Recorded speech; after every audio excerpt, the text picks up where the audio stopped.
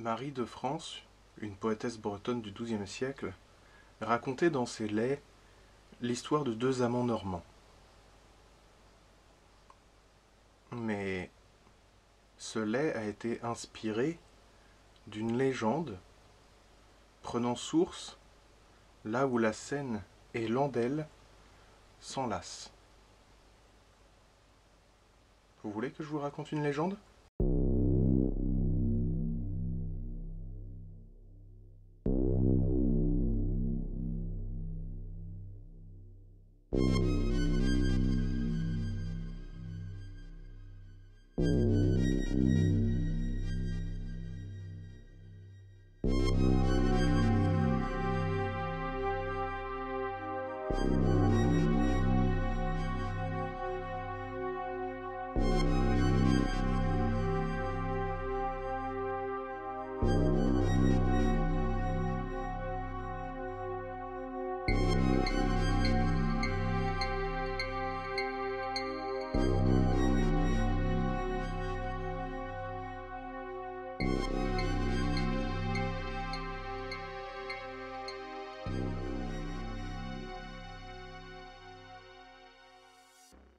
Marie de France nous raconte l'histoire du seigneur de Pitre, qui est un petit peu chafouin après avoir perdu sa femme, et qui du coup, il n'a pas trop envie de marier sa fille, qui est un peu le dernier lien direct qu'il ait avec sa femme.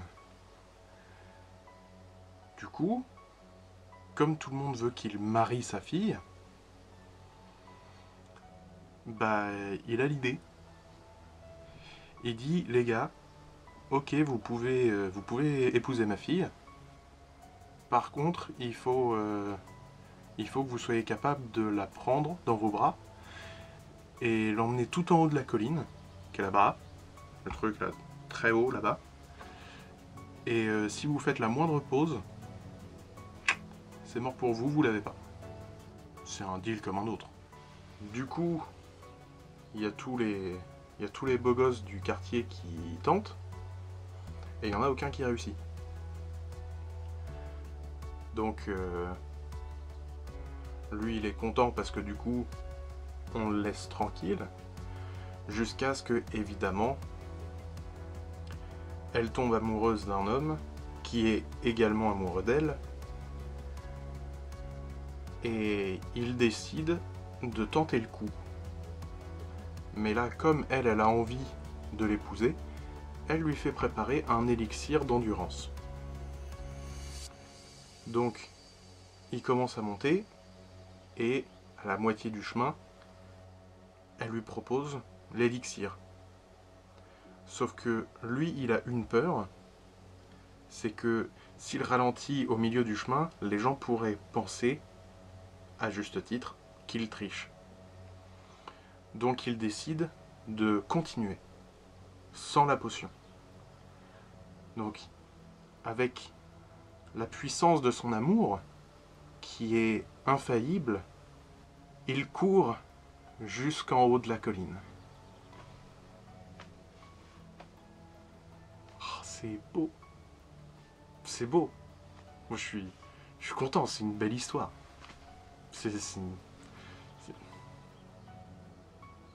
Ah, non, non.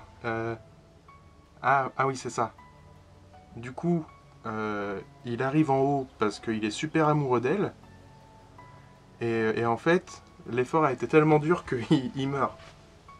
Il est mort.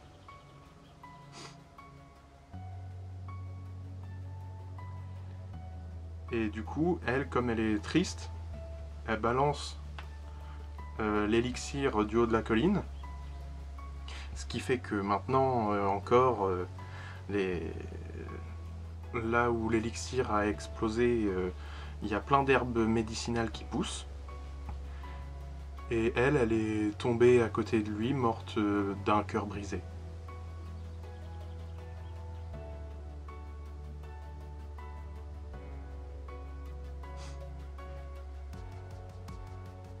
Du coup, quand le seigneur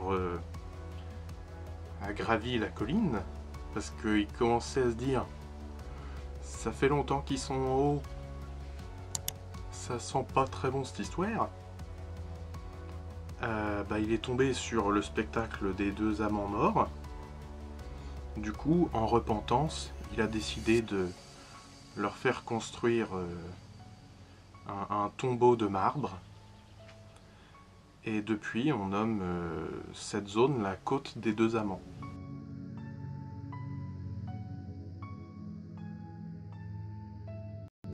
Bon, c'est une belle histoire qui a beaucoup aidé à faire connaître cette légende. Mais évidemment, la légende, même si elle est assez similaire, a des points de différence. Les amants ont été nommés de différentes façons selon l'époque à laquelle la légende a été rapportée. La version la plus ancienne nous parle de Mathilde et de Raoul, là où, à une époque plus romantique, on nous parle de Caliste et Edmond. Personnellement, je vais rester sur Mathilde et Raoul parce que c'est la version la plus ancienne que j'ai trouvée, et du coup...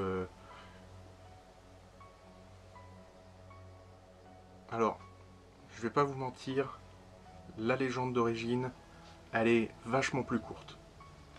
En gros, le père de Mathilde, c'est un seigneur local. Raoul, il est aussi amoureux d'elle qu'elle n'est de lui. Du coup, le seigneur, qui a pas forcément trop envie, parce que c'est pas un con, c'est pas un machin, c'est juste un petit gars. Il a pas forcément envie qu'il épouse sa fille, quoi. Donc il dit, vas-y, prends ma fille dans tes bras, monte la colline, et puis si t'en es capable, tu peux l'épouser, sinon... Du coup, il la prend dans ses bras, il l'emmène en haut de la colline, et en haut, il calanche. Manque de chance. Et elle, du coup, elle est triste, parce qu'elle était vraiment amoureuse de lui, et du coup, elle se jette dans le vide, et puis elle meurt. Et voilà. Moi, je trouve cette version vachement plus cool et plus festive. Tu vois, c'est le truc que tu racontes, un petit repas de famille. Non? Évidemment, avec une légende pareille, eh bien, maintenant on dit que dans les environs de la côte des deux amants, il y a le fantôme de Raoul qui cherche Mathilde. Et moi j'aime bien les histoires de fantômes. Donc je vous le dis. Voilà. De toute façon c'est le sujet de la vidéo, donc enfin c'est les légendes quoi, donc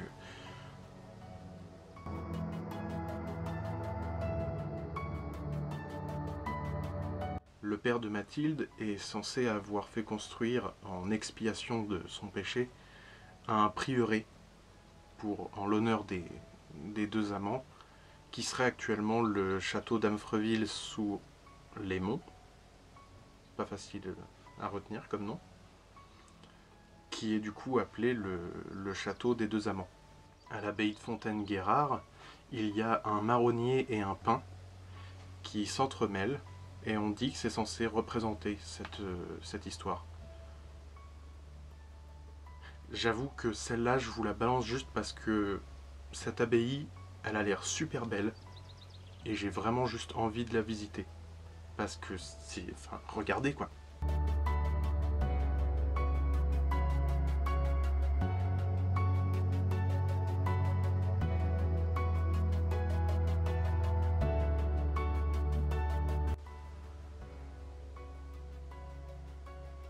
Non? Enfin, moi j'aime bien les abbayes, donc je trouve ça joli. Bref, ce que j'aime avec cette histoire, c'est que elle a un côté très cucu. C'est vraiment tout mignon, tout machin, mais en fait c'est ça que j'aime bien. C'est que c'est une histoire d'amour, un peu à la Roméo et Juliette. Pas exactement, mais c'est une histoire qui a marqué toute une région, simplement par une histoire d'amour en fait. Une histoire tragique, mais une histoire d'amour. Et si on va dans ces environs-là, si on va dans les environs de la côte des deux amants, en fait, dans la ville à côté, il y a le collège des deux amants, Il y a plein de trucs qui sont nommés des deux amants. Et je trouve ça sympa en fait. C'est une histoire d'amour qui a marqué une région sur des siècles et des siècles. Et voilà. Après, la seule chose que je peux dire, c'est que tant qu'on ne sera pas allé sur la côte des deux amants, on ne saura pas si Raoul cherche encore Mathilde. Merci d'avoir regardé cette vidéo. N'hésitez pas à mettre un pouce bleu, à commenter et à partager. Abonnez-vous, ça m'aide beaucoup. Et puis voilà. Vous pouvez me suivre sur les réseaux sociaux aussi, sur Twitter, sur Instagram, sur Facebook, tout ça. Et voilà. À la prochaine!